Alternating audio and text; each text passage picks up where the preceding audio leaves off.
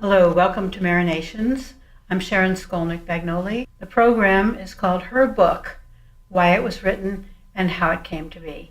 I'm here with Joanne Miller, an old friend, and I know that you're a travel writer, and then I was interested to find out that you produced a novel. So can you say something about your novel, either in one sentence or a paragraph? One sentence might be tough, but I will tell you that it's about an Irish girl in San Francisco, set in 1889, who becomes a madam, a notorious madam, in fact, and her interactions with the Chinese community, particularly a scholar who is visiting here from China and just wants to go back home, but gets involved in the Tong Wars. And the book's based on a real person, a real madam during that period of time. Did you take her story and embroider on it? Boy, did I embroider. Satin stitch, daisy knots, everything. She was actually in the paper a lot, and that's how I found her. I was doing research for one of my travel books. Mm-hmm. For the USA San Francisco version by Dorling Kindersley. And her name just kept coming up. What's her name? Oh, her name is Tess Wall. And in my book, she's Kaylee Wallace. Mm-hmm. But she was in the newspapers a lot because she was very, very bold about what she did. She wasn't ashamed. Mm-hmm. She was like Hester Prynne, but way cooler. Where's Hester Prynne? Oh, Hester Prynne is in, oh my God, Scarlet Letter. Well, yeah. I guessed it. You guessed it, you got it. So that somehow finding her inspired you to write a novel or a historical fiction? It did. I've always enjoyed reading historical fiction, and I definitely have favorite authors, but it was San Francisco that I wanted to write about. And I love the Victorian period. So I did a lot of research on that particular period and also what was happening in the city at that time. And because I was once married to a Chinese man, I also heard some great stories from his family about what their lives, their ancestors' lives were like when they came here to the city. Mm-hmm. And so that really primed me to continue writing and researching the Chinese element in the story. And you as a writer know that once you sort of get started, yes. it sort of comes in. You get, it filters in, and the story almost embroiders itself, so to speak, with a lot of rewrites. But so when that happens for you, is it while you're writing or typing or in process of getting your thoughts out, or does it come to you when you're walking down the street or doing something else? Oh God, I wish it was magic, but it's not. It would. First of all, I decided to do Nanowrimo. Mm-hmm. I don't Tell know. people what that is. That is, you can find it online. It's Nanowrimo. I'm not quite sure about spelling. I've seen it. But it's a challenge to write a novel in 1 month. Right. So, I made the commitment, and I said to myself, well, I can't do this really without an outline. So I tried to get years together in a rough outline, and I did manage to write about 8 to 10 pages a day. Wow, amazing. Well, but as I was writing, the story changed. Mm-hmm. And more characters came in, more events came in. That was the rough. Mm-hmm. That was the first time I rewrote it. I think I rewrote it about 20 times, mm-hmm. 20 to 25 times. Do you think you rewrote it for its content, or was it more like the technology? I mean, did you already have it digitally when you first wrote it, or were you handwriting? Okay. No, I did handwrite my first novel, which wasn't publishable. and my second novel, which wasn't publishable. This is actually my third novel, which was publishable. I learned a lot. But the technology was there. It's just that the more I reread it, and believe me, I got completely sick of rereading it, and I'm sure this happened to you as a writer as well. I thought, if I have to go over this one more time, but I did. But every time I learned something every single time. Yeah. So it is a form of magic. Do you, when you reread your own writing, if some time has gone by, does it feel like it's all new and you're somebody else, or? You know, that does happen sometimes. I look at it and I think, wow, this is pretty good. And other times I look at it and think, seriously. Where's the trash can? Really? Where's the digital trash can? Maybe I'll go back to chefing. Well, do you, when you work, I mean, you're a writer and you make some money from that because you're a travel writer. And Yeah, I've been lucky enough to actually make a living from it since great. 1992. That's amazing.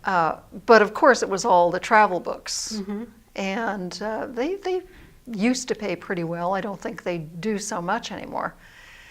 But I was able to tuck some money away thanks to that. I was just really lucky.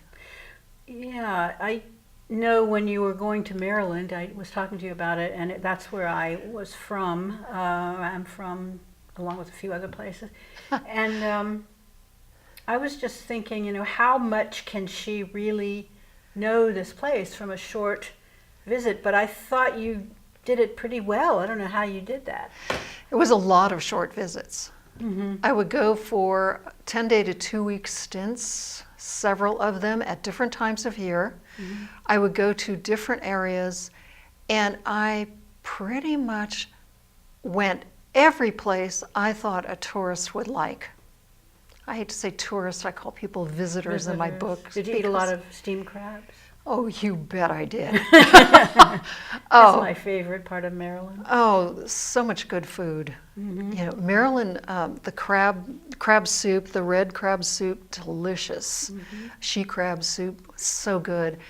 I ate, you know, I really am sorry that crab cakes are not a diet food. I gained a great deal of weight. And let's hear it for Fadley's crab cakes. In Baltimore, best in the world, I think. I don't know the name, but I'll take your word for it. I have the recipe.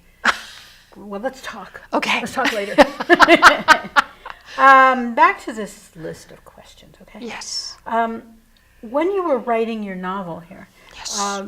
did you, Shaketown, did you get any resistance from anybody that you know?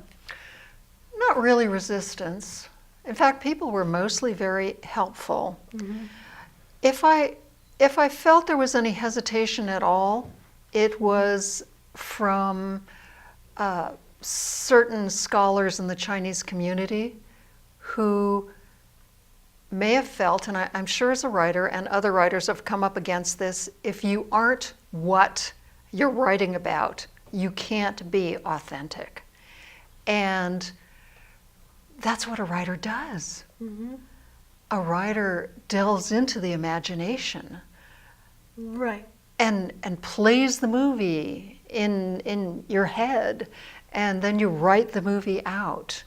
That's what a writer does. It's an interesting perception of how it goes. I mean, there's such a thing as cinematic writing when you focus on that and you want to change the scenes and stuff. But I don't know if everybody does it that way, sees it in their head. Do you think everybody does that? I hope so. It's a great way to do it. For me, it's the only way to do it because otherwise I lose all the detail. I spent many years, not many, but quite a few years in the corporate world doing marketing and advertising, which meant that I would reduce an idea to a pithy bit. So writing a novel was pretty difficult for me. It's the opposite. You have to Just take a pithy bit and expand it. Expand it. It was very hard. It was very hard. But for me, because I could make the movie, I could see the setting. I could be in the bar with the smoke and the gas lamps and the men in the wool suits, and you could smell the perspiration on them and the acrid smell of the whiskey, and that's what those little head movies do for me. So. Interesting. So your book is called Shaketown, which I assume has to do with the fact that San Francisco has earthquakes. And as a matter of fact, there's a big one in it. Oh, surprise. And the madam's daughter? So it's about the daughter of the madam? Well, I don't want to give a lot away. Okay. But I will tell you that the madam had a child and lost it. Mm-hmm. And her best friend, who is a very dear person, also had a daughter. Mm-hmm. And that is a person who becomes key and crucial in the story, especially in the end. Interesting. I look forward to reading, and I have not read it yet, but I want to. Well, and I will. Honey, a copy is coming to you now. Thank you. Thank you. How would people get a hold of your book if they want to? Easiest way, Amazon.com. Look for Shaketown, the Madam's Daughter. Okay. Can you please read a short excerpt or two? Well, to us. How about this one? Okay. A little after 5 a.m., Kaylee was dreaming of goldfish eating out of her hand. The goldfish began to make a peculiar sound, like the roar of an oncoming train. Seconds later, her body slammed against the wall and rolled onto the carpet. The room bucked like a wild horse, and the bed banged on the floor like a giant hammer. She could hear it, but she couldn't see it. This is not a nightmare, she thought. Dust and plaster chips rained down from the ceiling, and the air quickly became so thick she started to cough. The bed moved toward her like a beast intent on smashing her into pulp, and she tried to push it away. Why won't this stop? Suddenly it did. As she started to rise, the shaking began again. An enormous crash was followed by repeated waves of breaking glass. The chandelier, the ballroom mirrors, my God, an earthquake, a big one, and behind it all, the roar. She struggled to get onto her hands and knees, to get away from the bed, but it was worse than the worst drunk she ever had. All her strength drained away. It was like trying to hold the reins of a runaway carriage. All she could do was hang on. The marble busts from Italy jumped off the tables like they had springs under them, bouncing and chipping across the floor, providing another hazard. One of her Napoleon busts hit her in the side of the face, knocking her backwards. Why won't it stop? Then it was over. An eerie silence fell over the house. The black air was thick with dust, still rising from the walls. A piece of the ceiling rosette fell onto the bed and hit the floor with a clatter. The wailing began. It rose, an unholy symphony, from rooms up the stairs to the left and right of her. She struggled to her feet, winded. Her jaw hurt, and she touched it with her fingertips. She felt around for a dressing gown, gave up, and made her way to the door. The house started to shake again, and Kaylee was knocked to her feet. It sounded as if the walls were exploding. Nails shrieked as they pulled out of wood. Pipes severed with a hollow metallic clang, then silence. Kaylee pulled herself up on the door jamb. Several of the girls and a few clients were staggering down from the third floor rooms. Kaylee saw that the rail of the stairs leading to the lower floor was missing. She held a hand up and tried to say, "Be careful," but it came out garbled because she couldn't open her mouth very wide. Thank you. Very powerful. Well, everybody loves an earthquake.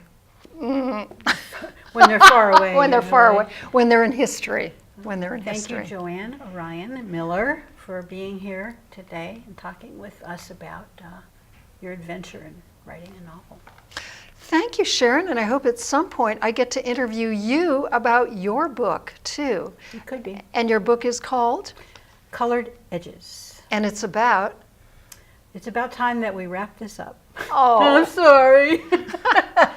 See, leave them wanting a little more. Oh, that's right. They'll find out.